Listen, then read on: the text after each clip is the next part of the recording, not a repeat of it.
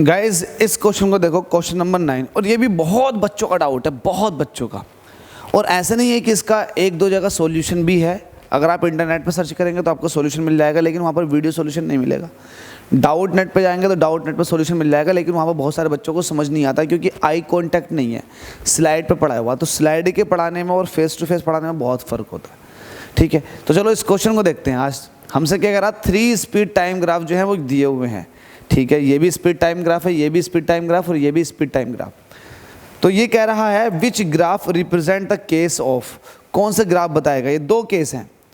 अब ये पूछ रहा है कि कौन सा ग्राफ कौन सा केस बताएगा। तो पहला वाला केस पढ़ो। हमसे कह रहा है a ball is thrown vertically upwards and returns to the hand of the thrower. मेरे पास यहाँ पर बॉल पड़ी थी। बॉल है क्या? बॉल है क्या? बॉल नहीं है, कोई ले गया, चुरा गया, चोर होता है, बच्चे ले गए होंगे।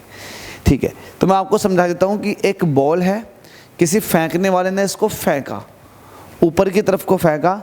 जब ऊपर की तरफ को फेंकेगा तो कुछ टाइम बाद उसके हाथ में आ जाएगी। सवाल ये है कि उसने ऊपर को फेंका है बॉल को, और बॉल उसके पास वापस से आ गई। तो इसको ग्राफिकल रिप्रेजेंटेशन में दिखाओ, किस तरह से दिखाओगे। तो मैं आपको बताता हूँ।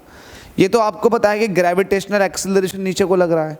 जब ऑब्जेक्ट को मैं ऊपर की तरफ को फेंकूंगा, तो ऊपर की तरफ को फेंकने से होगा ये कि जब मैं इसको ऊपर की तरफ को फेंकूंगा तो मैं इनिशियल वेलोसिटी कुछ दूंगा। मान लेते मैं 40 से फेंका, 50 से फेंका, 60 से फेंका, जिससे ही फेंकना चाहूँ, मैंने इसको फेंक दिया। अब होगा क्या, जैसे जैसे इसकी हाइट बढ़ती चली जाएगी वैसे वैसे इसकी स्पीड भी कम होती चली जाएगी, क्योंकि एक्सीलरेशन नीचे की तरफ को लग रहा है, रिटार्डेशन। तो इसकी स्पीड में लगातार डिक्रीमेंट आएगा, लगातार डिक्रीमेंट आएगा, लगातार डिक्रीमेंट आएगा। और जब ये ऑब्जेक्ट अपने हाईएस्ट पॉइंट पर पहुंच जाएगा, हाईएस्ट पॉइंट पर, तो वहाँ पर उसकी वेलोसिटी कितनी होगी? 0 होगी।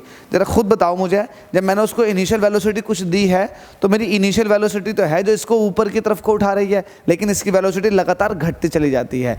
स्पीड भी कह सकते हो, वेलोसिटी भी कह सकते हो। अगर एक लीनियर मोशन हो रही है तो इसकी स्पीड लगातार घटती चली जाती है, और जब ये अपने हाईएस्ट पॉइंट पर जाती है तो वहाँ पर इसकी स्पीड 0 हो जाती है।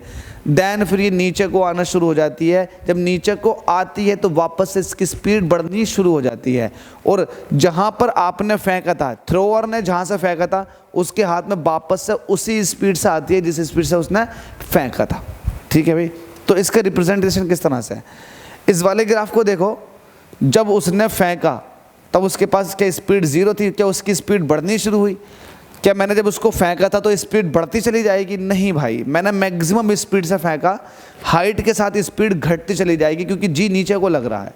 तो ये वाला ग्राफ तो होगा नहीं। इस वाले ग्राफ को देखो कि पहले से ही उसके पास स्पीड थी, जब मैंने उसको फेंका तो उसको मैंने पहले से ही स्पीड दे दी, और टाइम के साथ उसकी स्पीड लगातार घटती चली गई यूनिफॉर्म रेट से। बिल्कुल यूनिफॉर्म इसलिए कहोगे क्योंकि ग्रेविटेशनल एक्सेलरेशन जो होता है उसकी वैल्यू फिक्स होती है। तो ये नीचे को लगातार आता चला गया, यूनिफॉर्म रेट से डिक्रीज हो गई इसकी स्पीड, बिल्कुल हो गई।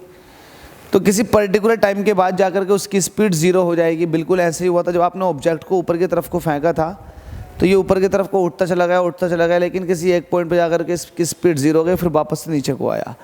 तो बात सही है यहाँ तक। जब वापस से नीचे की तरफ को आना शुरू होगा तो टाइम भी बढ़ रहा है और उसकी स्पीड भी बढ़ रही है।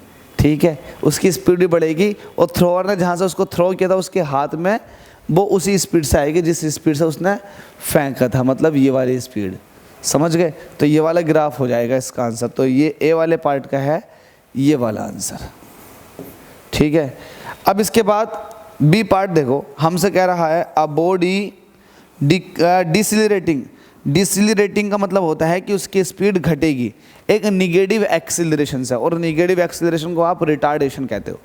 तो हमसे कह रहा a body decelerating to a constant speed, तो उसकी स्पीड घटेगी, है ना, डी एक्सीलरेशन होगा रिटार्डेशन की वजह से, लेकिन डी एक्सीलरेशन होने के बाद बॉडी कांस्टेंट स्पीड से मूव करेगी। ये ऐसा कह रहा है अब बॉडी डिसिलरेटिंग। देखो उसकी स्पीड घट रही है, घट इस वजह से रही है क्योंकि वो यूनिफॉर्म मोशन करना चाह रही है। तो हमसे कह रहा है अब body decelerating to a constant speed, वो कांस्टेंट स्पीड से फिर मूव करेगी। पहले उसकी स्पीड क्या होगी, वो घटेगी, लेकिन उसके बाद में कांस्टेंट स्पीड से मूव करेगी।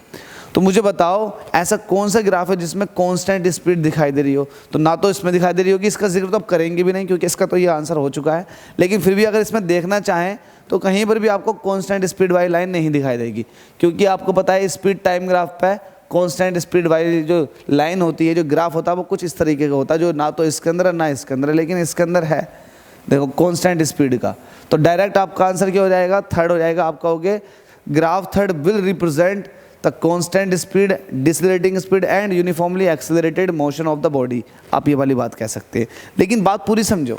उसने कह रखा a body decelerating to a constant speed. Yes, देखो ये बॉडी ने लगातार अपनी स्पीड कम की, डिसलेरेट हुई। अब जब डिसलेरेट हो रही होगी, जब डिसलेरेटिंग उसके पास हो रहा होगा, निगेटिव एक्सेलरेशन, डिसलेरेशन भी बोलते हैं इसको, निगेटिव एक्सेलरेशन भी बोलते हैं, रिटार्डेशन भी बोलते हैं। तो जब बॉडी के पास रिटार्डेड मोशन है तो उसकी स्पीड लगातार एक यूनिफॉर्म रेट से कम होगी। देन उसके पास उसने कांस्टेंट स्पीड से मूव करना था तो कर लिया, है ना। बोल रहा है a body decelerating to a constant speed and then accelerating, हो उसके बाद वो एक्सेलरेट भी कर रही है। तो एक्सेलरेट का मतलब तो ये है कि कांस्टेंट स्पीड से चलने के बाद उसकी स्पीड में इंक्रीमेंट आएगा, वो भी यूनिफॉर्म रेट का। तो हमसे कह रहा है कि कौन सा ग्राफ रिप्रेजेंट करेगा, तो ग्राफ हो जाएगा थर्ड। तो मतलब ये बी वाले का आंसर है, ठीक है। होप सो समझ में आ गया होगा। स्टिल डाउट कमेंट कर सकते हैं, वीडियो अच्छी लगे थम्स अप कर सकते हैं। दूसरों को भी अगर वीडियो का लिंक शेयर कर देंगे तो किसी का भला हो जाएगा। नए हैं तो चैनल को सब्सक्राइब कर सकते हैं। थैंक यू सो मच आपके प्यार और सपोर्ट के लिए। कितना मैं थैंक यू बोलता हूँ आपको, थैंक यू सो मच।